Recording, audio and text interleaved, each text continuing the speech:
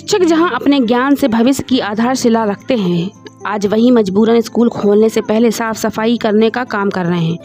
ऐसा ही एक विद्यालय जिला छतरपुर के नौगांव विकासखंड आने वाले पड़वाह ग्राम के शासकीय माध्यमिक विद्यालय का है। यहाँ पर रोजाना ताला खुलते ही इन स्कूलों के शिक्षक हाथों में झाड़ू और कचरा फेंकने का बर्तन लेकर साफ सफाई में जुट जाते हैं। ये सब इसलिए कि इस स्कूल में साफ सफाई के लिए सफाई कर्मी नहीं है। विद्यालय में चारों ओर बाउंड्री वॉल ना होने से आवारा जानवर और असामाजिक तत्व अंदर आ जाते हैं और गंदगी फैलाते हैं। यही वजह है कि यहाँ पर छात्रों के लिए शौचालय खराब बंद पड़ा है।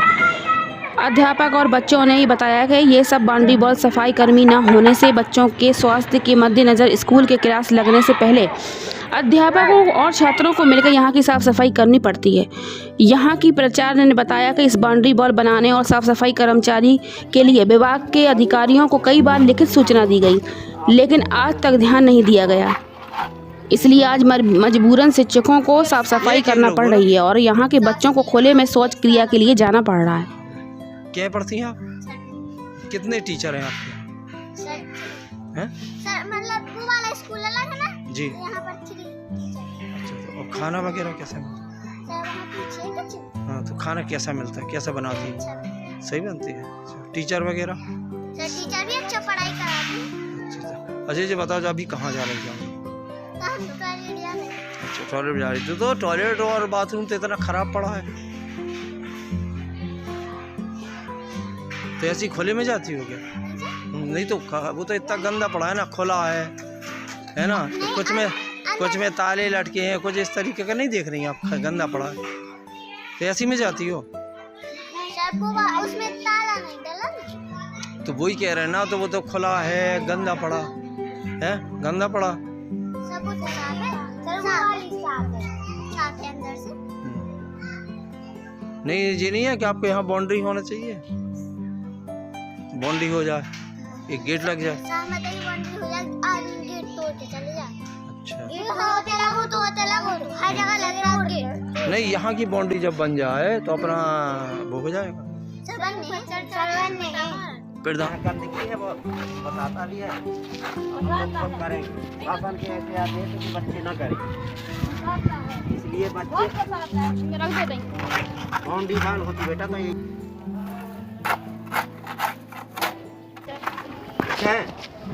सुनने में आया कि ये जो बच्चे जो आपके हैं यहाँ पर बाथरूम के लिए उनके नहीं है, ऐसी सुविधाएं नहीं है, ताकि शासन ने स्वच्छता पे ज़्यादा जोर दिया है।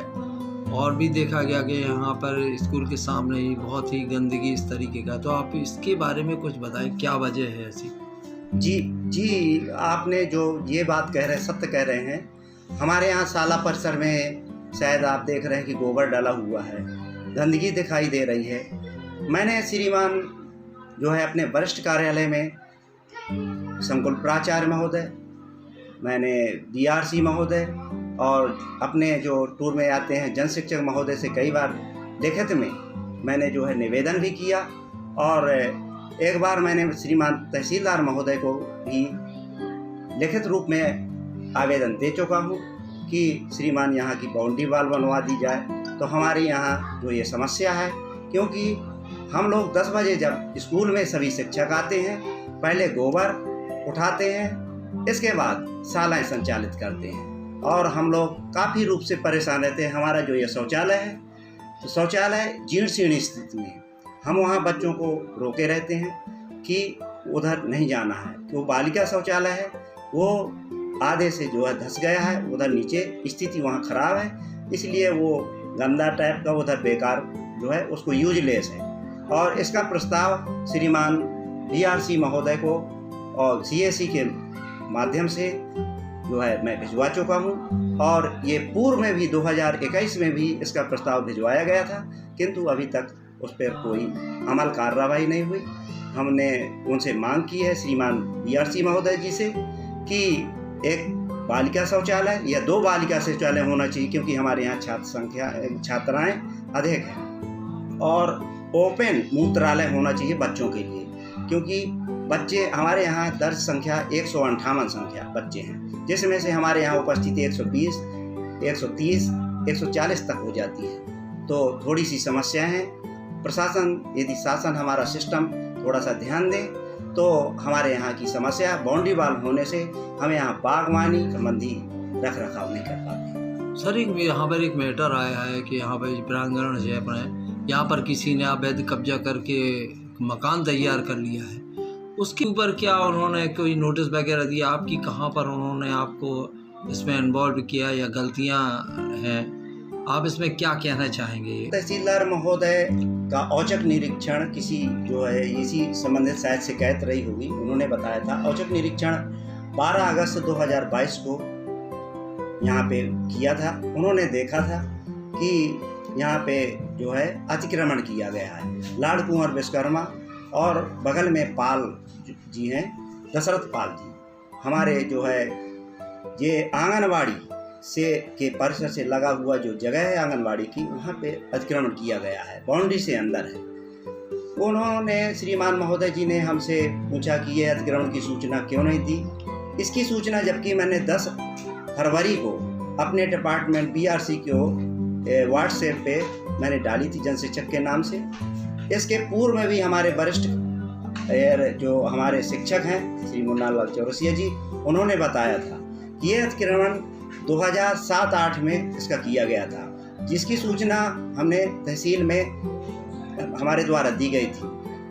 तो तहसील अपने पास वो उसकी क्या कहते हैं कि इनको जुर्माना कर दिया गया और ऐसी जो है समाप्त कर दिया गया। मेरी पदस्थापना 2016 में हुई थी, जब तक ये पूर्ण तरह से मकान बना हुआ था। बने हुए मकान को मैं तो कुछ कर नहीं सकता हूँ। CSE महोदय आते थे, वरिष्ठ और जो अधिकारी आते थे, मैं उनको अवगत कराता था कि श्रीमान जी ये जो है मेरे शाला परिसर के अंदर ये अतिक्रमण किया गया है, लेकिन उसको जो है ध्यान नहीं देते हुए मैंने यही बात श्रीमान तहसीलदार महोदय से की थी। वो पावती उसी समक्ष मांग रहे थे, जबकि उस समय औचक निरीक्षण में मुझे पावती नहीं मिल पाई, जो मैं आपको प्रस्तुत कर सकता हूँ। ये पावती रखी है।